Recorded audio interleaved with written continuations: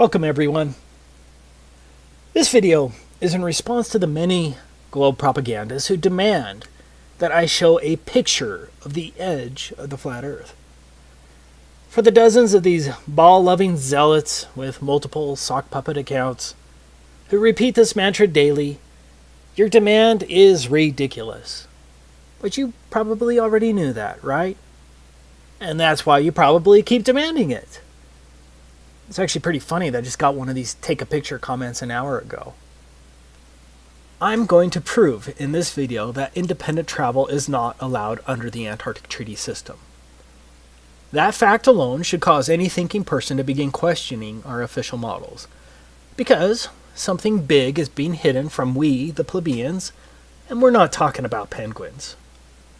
For most flat earthers, based on the information that we can reasonably gather, Antarctica constitutes the outer rim of the known world. In other words, Antarctica is likely the shoreline to all of the world's oceans. Like a ring magnet, north constitutes the center of our flat earth map, and south is every direction away from the northern center. And before I get a dozen comments claiming that such a magnet is impossible, here's a ring magnet shown here. Notice that south is in every direction away from the center north magnetic pole. This is where the 60th south parallel is on a Mercator map. This is the 60th south parallel on a potential flat earth azimuthal equidistant map. It seems that Antarctica constitutes the circular shore of the known world. So, demanding that I take a picture of a possible edge of the earth, if any, requires me to not only travel below the 60th south parallel, represented by this circle, but also to cross the entire breadth of Antarctica. According to official numbers, Antarctica has a diameter of roughly 3,400 miles, and so that means our trek will include a long boat ride for hundreds of miles below the 60th south parallel, plus a minimum 6,800-mile round-trip hike across Antarctica. That's assuming the official model is correct. Maybe we could fly to one of the ceremonial pole areas, but that would still leave at least a 3,400-mile hike. In addition, we wouldn't know for sure whether the plane trip itself was interfering with our results, since the pilot would have to follow a designated path outlined by the Antarctic Treaty System, and who truly knows what direction that is until we get there. In order to be fully confident, we would really need to stick to the ground and have control over our own pathway, where we can control our direct southerly route opposite of the northern magnetic pole. Now, whether Antarctica is a smaller continent next to the outer rim, or whether Antarctica is indeed the shoreline of the known world, I don't know the answer. Flat earthers don't have a government budget to spend $1 billion to hire hundreds of cartographers and fleets of boats and planes to map the entire world. But even if flat earthers had the money, we would still run into the Antarctic problem, which is the point of this video. So, what is the Antarctic problem?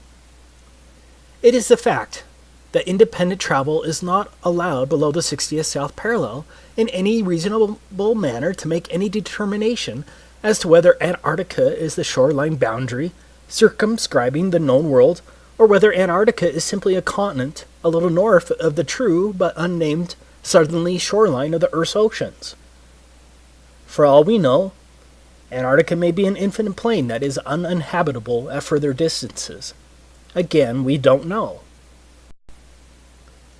But, as I will describe in this video, I suspect that Antarctica is the shoreline circumscribing the known world due to the unbelievable restrictions placed on travel there.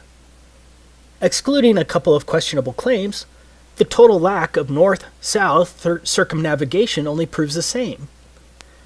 But if I'm not allowed by our governments to independently travel below the 60th south parallel and then to traverse Antarctica over 6,800 miles, then I cannot take a picture of a theoretical edge, dome, or those other lands beyond the South Pole, whatever the case may be. But you probably don't quite grasp how much area is really being blocked off under the Antarctic Treaty System. Let's look at it from the alleged 60th north parallel, because this will give you an idea of the tremendous area blocked off to independent exploration. This is the area of the 60th north parallels.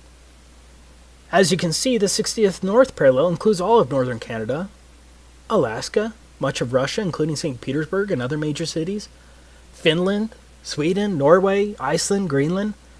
It is huge. Now, why in the world is this much area blocked off at the south?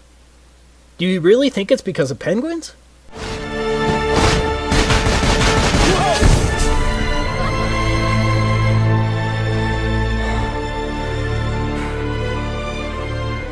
You see, first there was just one, now there's thousands of them. Are they trying to tell us something? So what's the problem? Well, among other things, we are messing with their food chain. And we have got to do something about it. We suggest a ban on all marine harvesting. Do you think the child propaganda from Happy Feet is true?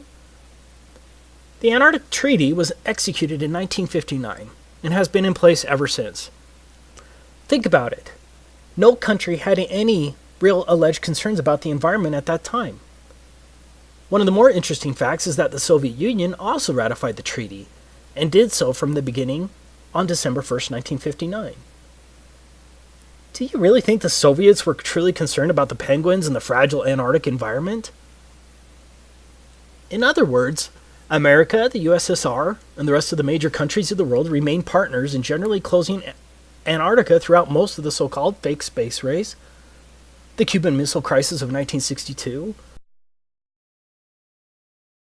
the fake moon landings, most of the Cold War, the Vietnam War, the Six-Day War, the Soviet-Afghan War, and the collapse of the Soviet Union, which at that time Russia continued as a signatory in 1992. That's some peculiar cooperation transcending international conflicts, don't you think? Do you really think that the vast resources and strategic military benefits of Antarctica were multilaterally put aside because of penguins?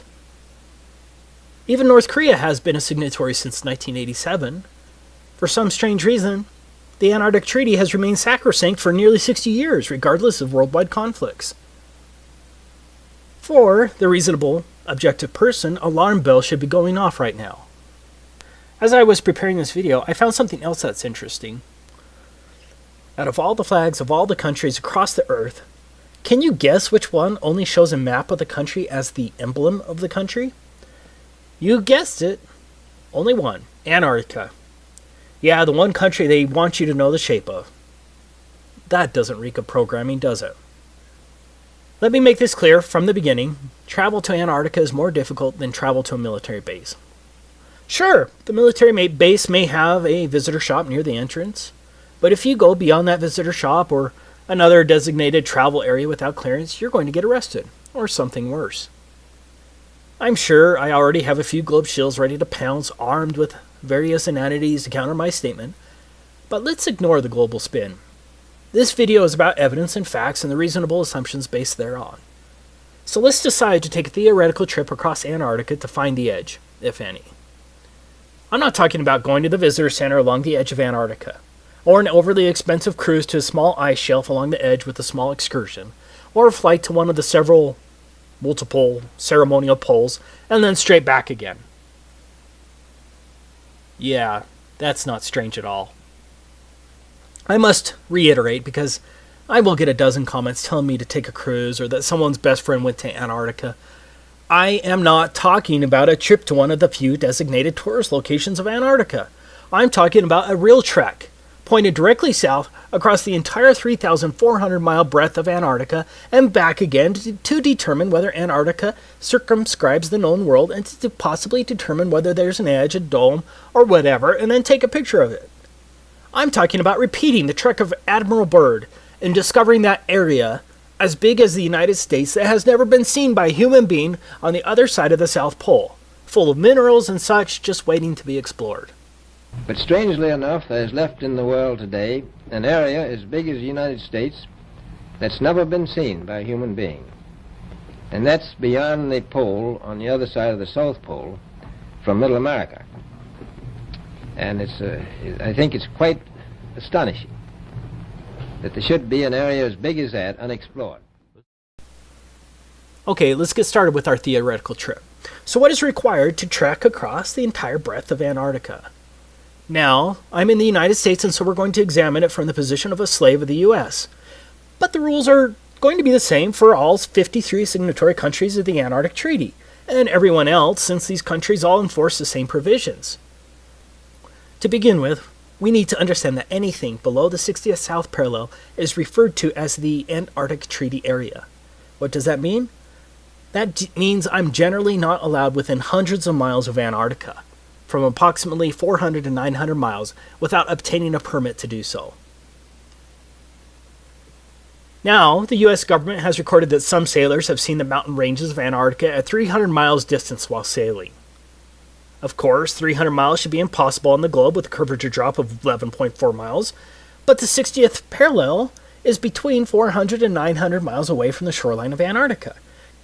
Even under a flat Earth, that's a lot of lower atmosphere to see through, also referred to as atmospheric extinction factor, and a lot of angular size reduction. Despite the claims of the ignorant globe zealots, you can't see through that much lower atmosphere. In other words, I can't even see Antarctica from the ocean without first obtaining a permit from the U.S. State Department, or whatever department that controls that in your country.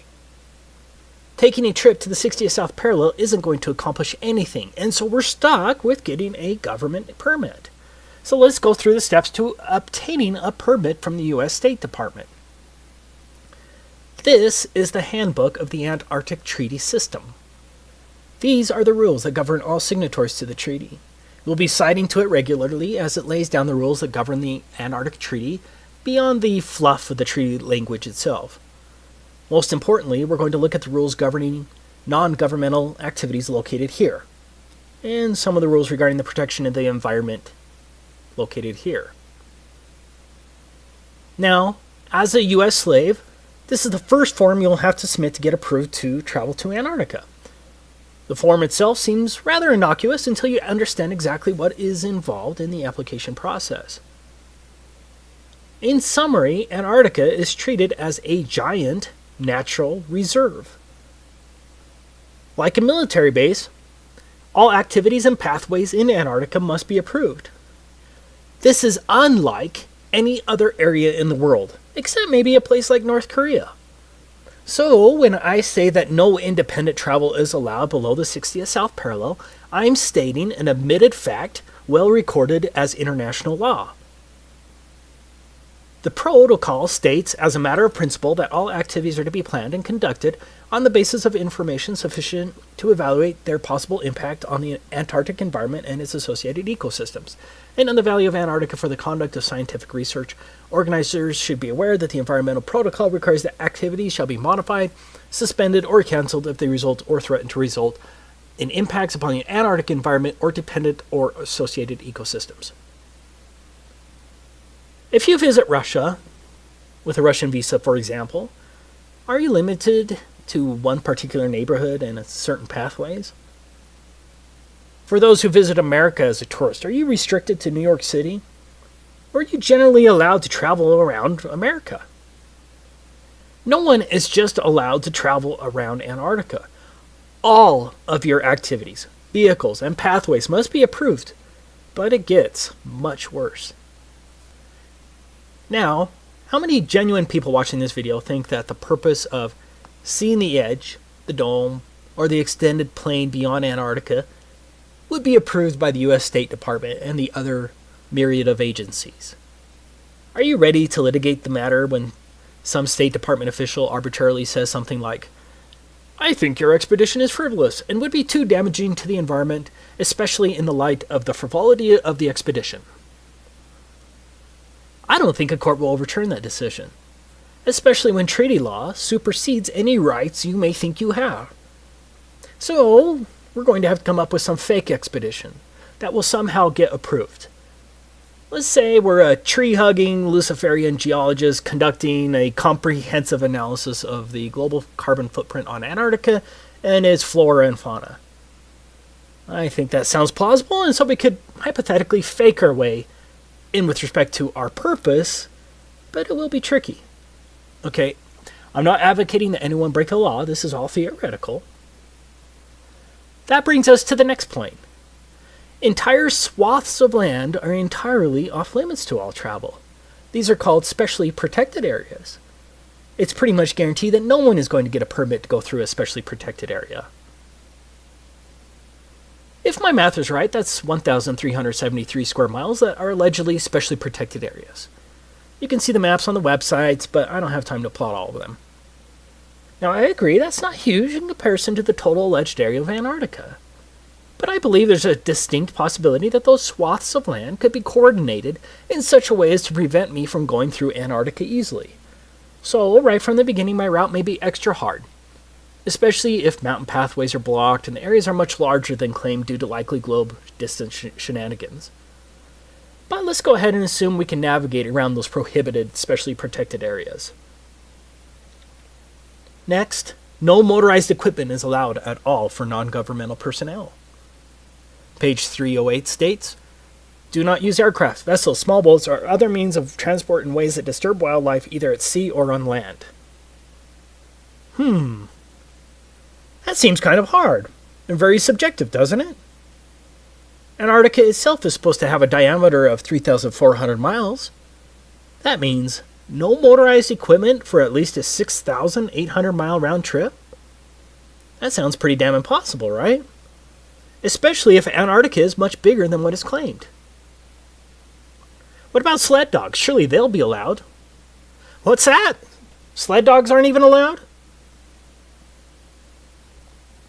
Okay, so our trip is now limited to a very long hike in insanely harsh conditions over an extreme rise of elevation. On a side note, Antarctica has the highest average elevation of any alleged continent, but I'm sure that's just coincidence, right? But getting back to our insane trip, we not only have to walk at least 6,800 miles, mostly depending on when we need to turn around, we must also tread extremely lightly as walking on plants in Antarctica is prohibited. I can't damage plants or frighten wildlife on a 6,800 mile journey in a wilderness? I wonder if the Lewis and Clark expedition was limited by such requirements. Good luck traversing 6,800 miles on foot without damaging plants or frightening wildlife with no motorized equipment. I'm not saying that we couldn't figure out a way to get around these big issues, or maybe we could just, theoretically ignore the issues once we get there, but again, I'm not advocating that anyone break the law. I'm saying that these are listed enforcement rules under the Antarctic Treaty System. And so think of how easy it would be for one of the many international bureaucrats reviewing our application to deny a permit to trek across Antarctica based on this one plausible excuse. Sorry, you're going to end up walking on plants and scaring birds at least one time during your 6,800 mile journey, and the Antarctic Treaty System prohibits such activities. Application denied. For argument's sake, let's just assume we're going to figure out a way to get around that. Don't ask me how. The next issue is, how are we going to carry all that food and fuel for heat? And don't think that the Antarctic Treaty System isn't concerned with how we store our fuel. The United States itself is roughly 2,500 miles across. So imagine the difficulty of hauling food, climbing at extremely high and unknown elevations, and carrying all of your extremely warm gear and supplies across the United States from coast to coast and back again, all on foot with no food stops along the way. And don't forget, we're going to have to haul our poop as well. You are going to have to drag your poop with you on your 6,800 mile Antarctic hike. But it gets worse. Your poop is regulated by a different pseudo-government agency, the National Science Foundation.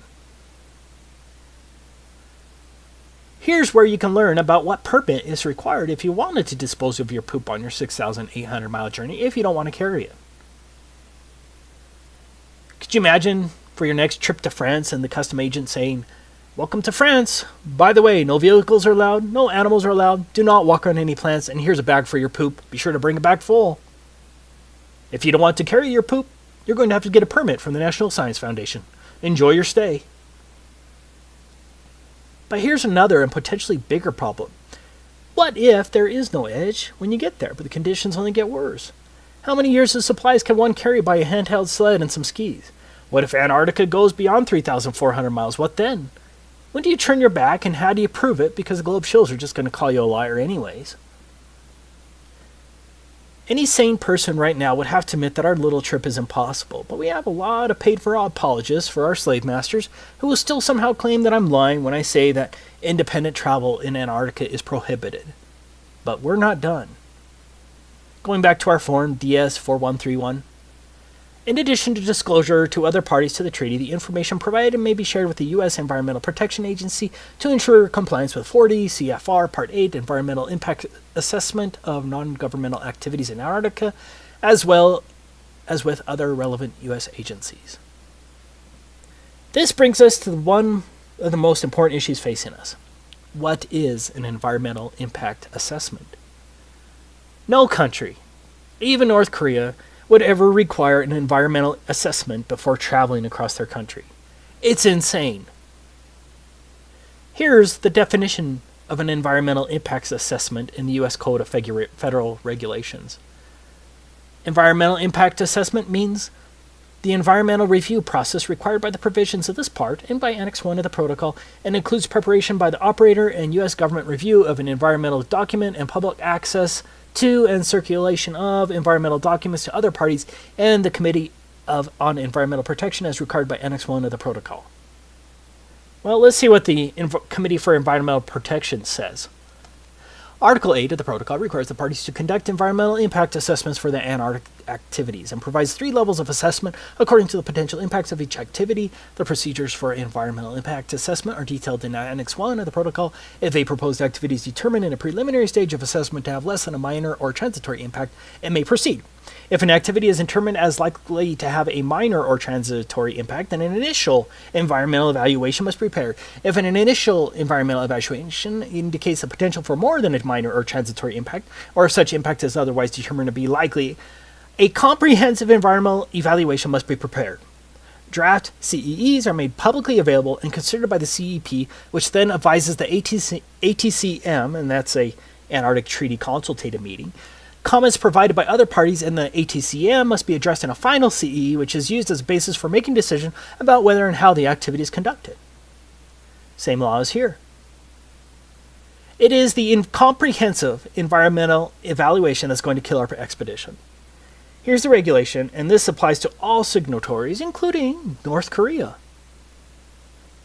Any operator who plans a non-governmental expedition that would require a CEE must submit a draft of the CEE by December 1st of the preceding year. Within 15 days of receipt of the draft CEE, EPA will send it to the Department of State, which will circulate it to all parties to the protocol, and forward it to the Committee for Environmental Protection established by the protocol, and publish notice of receipt of the CEE and request for comments on the CEE in the Federal Register, and will provide copies to any person upon request. The EPA will accept public comments on the CEE for a period of 90 days following notice in the Federal Register. The EPA, in consultation with other interested federal agencies, will evaluate the CEE to determine if the CEE meets the requirements under Article 8, Annex 1 to the Protocol and the provisions of this part, and will transmit its comments to the operator within 120 days following publication in the Federal Register of the notice of availability of the CEE.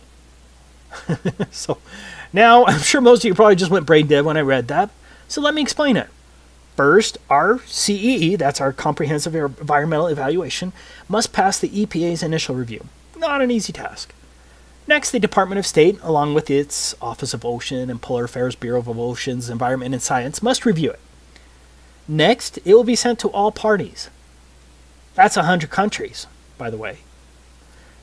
Next, your assessment must be approved by an international bureaucracy called the Committee for Environmental Protection.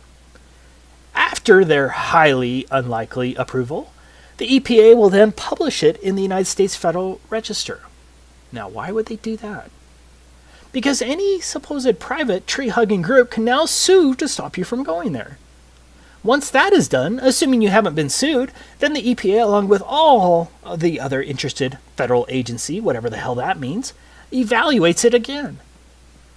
Do you realize the amount of legal work this would entail? Do you realize how easy it would be for any one of hundreds of entities or thousands of bureaucrats to halt your expedition? Again, this applies to all countries. One person in the comments of my last Antarctic video claimed that it wasn't necessary in the United Kingdom. Well, he lied. The Environmental or Madrid Protocol is part of the Antarctic Treaty System and applies to all countries. Here is the requirement on the UK application if you're interested. As explained above, for every person in the United States who wants to get a permit to travel across Antarctica has to first submit the environmental impact assessment to the EPA.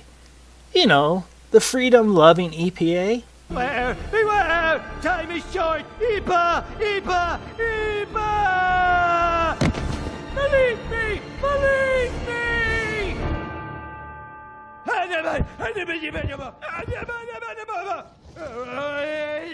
Thanks for listening. Lost them, sir. Well, then you find them, and you get them back in the dome. And to make sure nobody else gets out, I want roving death squads around the perimeter 24/7. Do you know what the environmental impact statement costs? This is very similar. A typical environmental impact statement costs from $250,000 to $2 million. And those are a lot easier than this comprehensive environmental analysis required under the Antarctic Treaty. For us, the biggest problem is that you would have to incur the expense of the environmental impact assessment before you know if you're denied, due to whatever arbitrary claim a bureaucrat can think of. Do you see how difficult this environmental assessment will be? How would one know the environmental impact on an area which you've never been to, and very little information would be available? With a normal environmental assessment, you'd be able to send an engineering firm to the location to make the assessment with attorneys who would draft the statement. In this case, you can't send an engineering firm all the way to Antarctica, and so you have to hire Antarctic experts who have been to the same places you're planning on walking through. Now, how many of those do you think there are?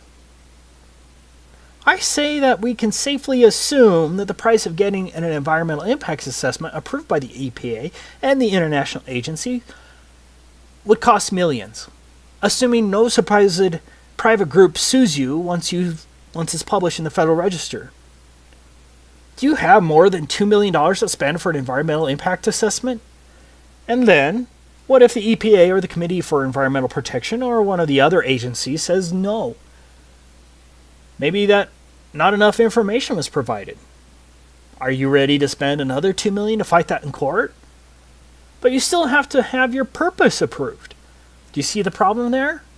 You would likely spend millions on getting the environmental impact statement, only later to have some official at the International Committee for Environmental Protection reject your purpose in Antarctica. You would truly gamble millions in this silly endeavor. To learn more about the environmental assessment procedures with the Committee for Environmental Protection, you can research it here. See also, let's get to the final issue we're going to run into. 7 countries claim territorial rights to various parts of Antarctica. Argentina, Australia, Chile, France, New Zealand, Norway, and the United Kingdom all maintain territorial claims in Antarctica. I did find it interesting that the USSR never claimed territorial rights to Antarctica. Yeah. I'm willing to bet that my trip across Antarctica is going to need other permits from other countries based only on territorial claims. Getting more permits or visas from other countries who have alleged territory in Antarctica? Yeah, that shouldn't add too much to our already strained budget.